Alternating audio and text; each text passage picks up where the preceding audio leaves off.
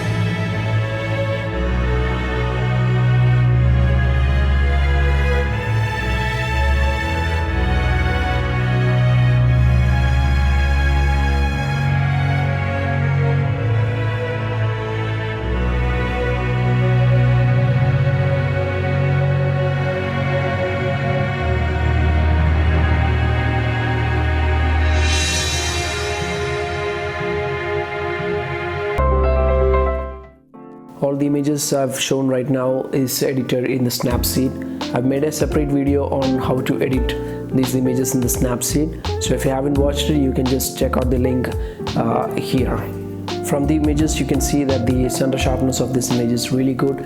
Also with the image stabilization you can get some really good shots even at low shutter speed. So my final verdict of this lens would be I would definitely recommend this lens for anyone who is looking to start off bird photography with the 400mm focal length and image stabilization. It's a really value for money lens. That's all for my today's video. If you have any doubts regarding this lens or any of the gear I use, you can just mention that in the comment section. So see you next time.